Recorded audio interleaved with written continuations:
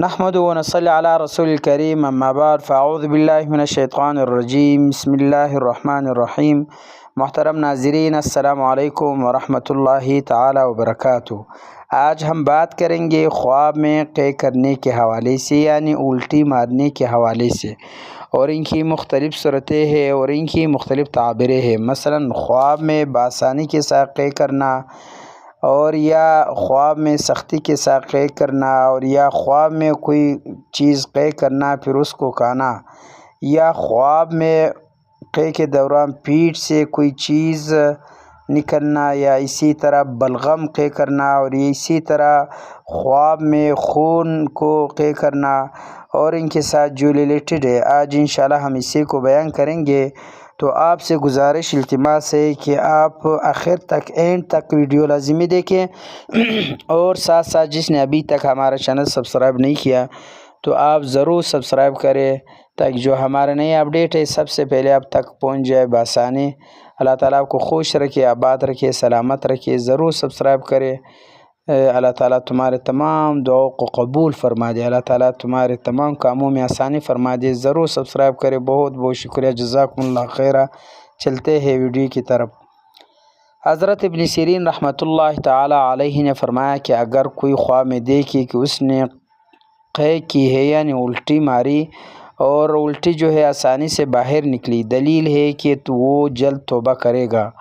اور اگر دیکھے کہ قے نہیں کر سکا یا پھر اپنی جگہ پر واپس چلی گئی، دلیل ہے کہ توبہ سے روگردانی کرے گا، اور ساتھ ساتھ اس کا انجام بھی خراب ہوگا، اور آخرت میں اس کے لیے بہت بڑی عذاب ہے۔ تو اس طرح خواب دیکھنے والوں کو چاہیے کہ وہ صدقہ کرے اور ساتھ ساتھ استغفار بھی کریں۔ اور بعض کہتے ہیں کہ اس کو مصیبت اور نقصان پہنچنے پر دلیل ہے۔ اور اگر دیکھے کہ قے کرتا ہے، یعنی الٹی مارتا ہے اور پھر وہی الٹی کو کھاتا ہے، دلیل ہے کہ بخل کی وجہ سے اپنے عیال پر خرچ نہ کرے گا۔ اسی طرح حضرت ابراہیم کرمانی رحمۃ اللہ تعالیٰ علیہ نے فرمایا کہ اگر دیکھے کہ الٹی مارتا ہے، یعنی قے کرتا ہے، اور اس کا مزہ ترش اور ناگوار ہے، دلیل ہے کہ توبہ کے بعد گناہ پھر کرے گا۔ اور اگر دیکھے کہ قے کرتا ہے اور وقت کوئی چیز اس کے پیٹ سے زبان پر آتی، دلیل ہے کہ وہ جلد بیمار ہوگا۔ اور اگر دیکھے کہ بلغم نکلے ہے قے میں، دلیل ہے کہ بیماری سے شفا پائے گا۔